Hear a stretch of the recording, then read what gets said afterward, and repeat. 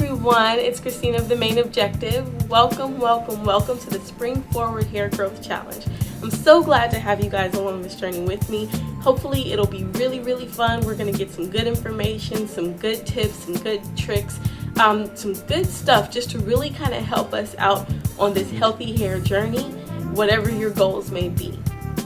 Okay, so what we're going to get into right now is we're going to talk about gentle hair handling and techniques. If you follow the blog or you're on the Facebook, my Instagram, or however you found out about this challenge, then you know for the first 6 weeks we're going to go through tips, tricks, and information that are going to help create the optimal environment for your hair in terms of growth and will help you retain the most length, and that's really where you're going to see your progress come in.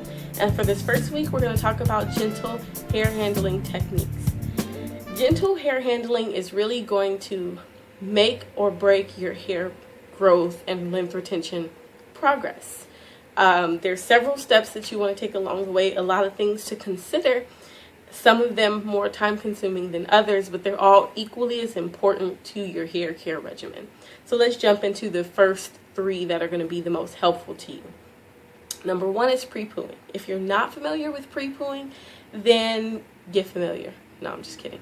But seriously, pre-pooing, if that's not something that you're doing right now, then that's something that you want to strongly consider, because allowing an oil to penetrate your hair, like coconut oil or olive oil, for anywhere from 30 minutes to overnight, that's really going to give you some great and much needed moisture that you start out the gate with. So after you cleanse your hair, you'll still have oil inside your hair that will allow your hair to not feel stripped and for it to retain moisture. Moisture retention is key to warding off breakage, and it's also key to creating a nice defined curl. If you realize a lot of curling products have moisturizing agents in them because curls and natural hair textures need to stay hydrated, and pre-pooing is really the first line of defense in that matter. It's not rocket science to pre-poo. If you're a fan of coconut oil or you're curious about coconut oil, I really recommend it. Just go ahead and slather it on your hair, chill for a few minutes, and then go on about your business with cleansing, which takes us to our next step, detangling. This is probably one of the most critical junctures in your hair care process or your routine, and it's also where you can find yourself having the most breakage if you don't do it the right way. The first thing you want to figure out about detangling is how you're going to detangle your hair. Are you going to detangle it when it's soaking wet? Are you going to detangle it when it's damp? Or are you going to detangle it when it's dry? You have to figure out which one of those is going to work for you and is going to work for your hair. Because if you know your hair needs to be soaking wet to detangle, but then you start doing it dry, you may realize that you're going to have more breakage because that's not something that works for your hair. The second step is determine what tool you're going to use to detangle your hair. I'm an advocate of finger detangling. It takes forever in a day. You'll probably be doing it till Jesus comes back, but it's really effective and you really do get the least amount of breakage, and you're pulling out the least amount of hair and causing the least stress on your hair when you finger detangle. But if you don't have that kind of patience, or you don't like it, or your hair is not a fan, then you can go ahead, do your wide tooth comb. And if you're one of those really special people who gets to use a Denman brush, that's not me, then go ahead and use that. But just figure out what tool is going to be the most effective for detangling your hair. Lastly, you got to find your perfect products to detangle your hair with. Is it a spray? Is it like a lotion or a cream? Is it a conditioner with a lot of slip? Or is it a product that's specifically designated for detangling hair? You have to figure out what's going to work, what's going to help create that slip so that your comb or your fingers can just glide right through your hair and you'll be able to get out knots and tangles and things of that nature. So whatever is going to work for you, make it work for you. I'm not here to tell you exactly what to do. I personally, damp or soaking wet is my preference for detangling, and I like to use Tresemme Split Remedy Conditioner or Beautiful Textures Tangle Taming Lotion or Elentee's Braid Marinade. Those are all products that I like to use. They may work for you, they may not, but you definitely want to find your stride in detangling because that's where you're going to minimize the most damage to your hair. But also realize, for transitioners like myself, the detangling process has to be very gentle. It's not something that you can just rush on through, because that's when you'll start to cause damage and breakage to your hair. The line of demarcation for a transitioner is where the new hair and the old relaxed or heat damaged hair meet. And at that point, that's where your hair is the most vulnerable for breakage. So you want to make sure that you have a lot of slip and that you're being very careful and very methodical about how you detangle your hair. But for my natural ladies that have completely natural hair with no damage on it, you're not out the woods either. Make sure that you're being equally as gentle and equally as methodical, because each coil, corkscrew, curl, each point at which your hair bends along the shaft is a new opportunity for your hair to break. Our hair is just engineered to be more fragile than straighter texture, so you have to take more care. Next, let's move on to cleansing. You have to decide a couple of things about your cleansing routine. Are you going to be a section washer, which means you have to part your hair into 4 to 6 or 8 or 12 or 25, however many sections you need to wash your hair, and go through each one individually? Or are you one of those people that can just throw it back, rinse it through, do all of it at once, and keep it moving? Generally, shorter lengths of hair are able to get away with washing all at once, but when your hair reaches a certain length, it really does become more beneficial to wash your hair in sections. And besides, when you wash your hair in sections, you also prevent the hair from clumping and matting back together and tangling all over again. Also, you want to decide what you're going to be cleansing your hair with. Is this your new opportunity to become an exclusive co-washer? Are you going to take your favorite shampoo and dilute it? Or are you going to go completely natural and use apple cider vinegar and Indian healing clay and all that kind of stuff to cleanse your hair? You have to decide what you're going to use on your hair. And whatever that is, as I say with anything, it has to work for you. The next step after cleansing, of course, is conditioning, but we're going to talk about that next week. I just want to make sure that we got the foundation laid for gentle hair handling. And lastly, I'm going to leave you with some tips and some information that's going to kind of help you with gentle hair handling. My first tip and the most important thing, like seriously, this is important. You see my hand talking, this is hella important. Make time to do your hair. Make time to detangle your hair. Make time to cleanse your hair. Like, any part of this process, you don't want to rush it, because that's when you're going to cause the most damage to your hair. Don't do it when you're mad either. Like, if you're mad at somebody or you had a bad day, don't start detangling your hair, because you're going to take it out on your hair. So what you really want to do is make sure that you're cool, you're chilling. Find a movie or something that's at least like an hour and a half long, to where you're kind of distracted and focused on that. And then you can take your time gently and detangle your hair, or get it ready for section washing, or whatever you need to do. Just make sure that you take the time out of your day to do it. It's not something that could be rushed. If you go to work at 8 o'clock in the morning and you wake up at 7, that's probably not a good time to start detangling and cleansing your hair. It's not going to work out. My second tip is, when you're detangling, when you're cleansing your hair, check the actual hair that's in your comb or in your brush, or that's coming out on your fingers. You want to take a strand or two, hold it up to the light, and see if it has a white bulb on the end. If it has a white bulb, that means it's a shed hair, and that's perfectly normal. If you're finding a lot of hair that has no bulb on the end, that means it's breakage, and that means that something that you're doing along the way is not working, and you need to reevaluate whatever that something is. Maybe you're not detangling right. Maybe the products you're using are too drying. Maybe you're being too rough on your hair. Whatever it is, you need to figure it out and fix it, because otherwise you're going to have trouble retaining length if your hair is constantly breaking off. Next, it's spring, so no time like the present to clean house. Usually we save spring cleaning for our attic or our closets or shoe drawer, whatever. Make that principle apply to your hair products and your tools.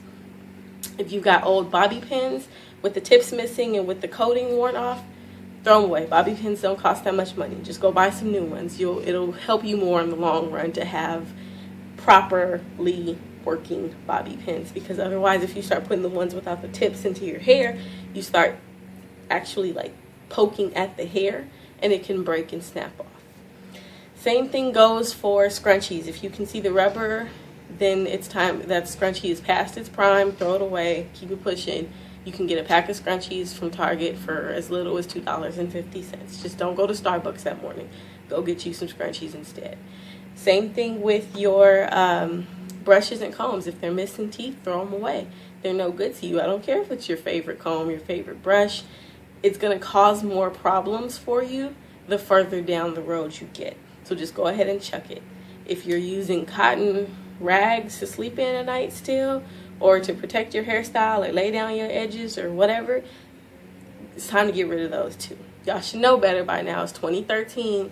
Get a satin scarf, a satin pillowcase, a satin bonnet, a satin something. You shouldn't be putting cotton on your hair because that sucks out the moisture. So you're going to do all this work to pre-poo and cleanse right and condition, only to turn around and put on a cotton scarf and suck it all out and be back at square one. It doesn't make sense. Just throw it away. You also want to clean house when it comes to your hair products. It's time to be a little bit more conscious about the things that you're putting on your hair. So if you're using a shampoo and your shampoo has sulfates in it, you know, maybe you want to reevaluate using sulfates if it's causing you to feel like your hair is stripped and dry. Or you might want to start diluting that shampoo. I have no personal preference. I use shampoo from time to time. Some people think it's, I don't know, the Antichrist. But shampoo is really not that bad if you're not using it as regularly.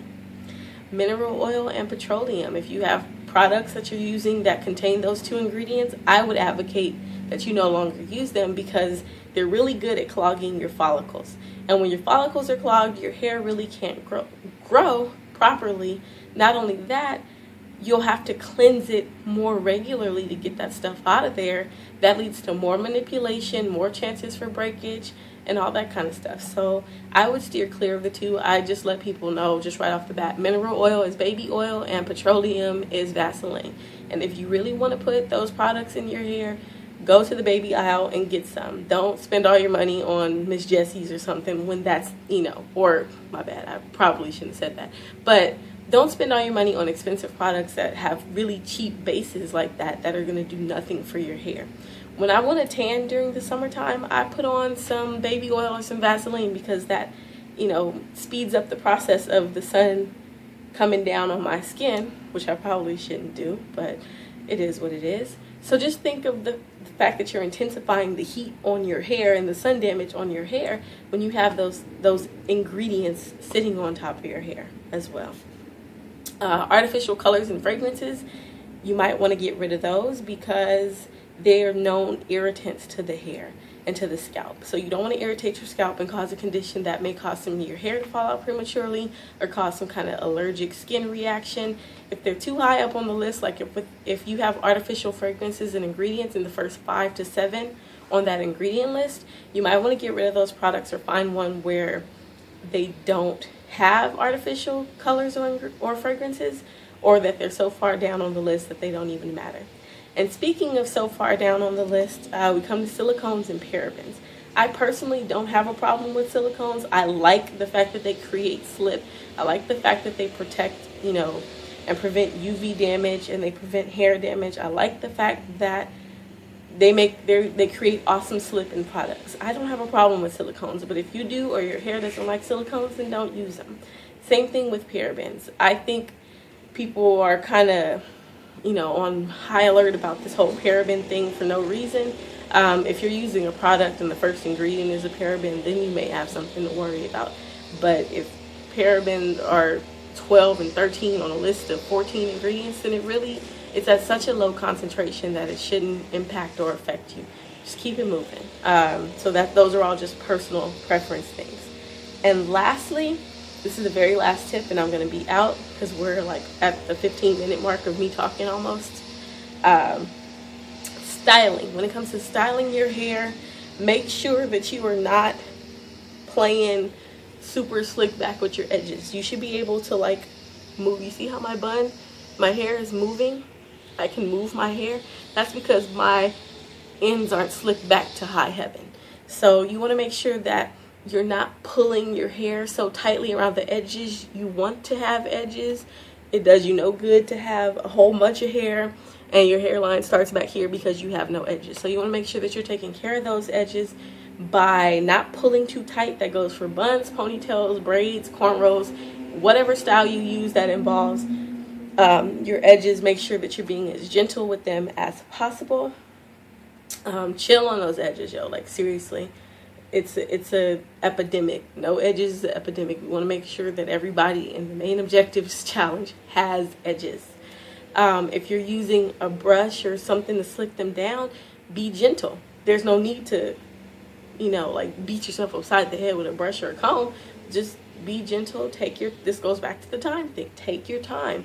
Be gentle. Make sure that you're, treating your hair right. Love your hair. Love on your hair.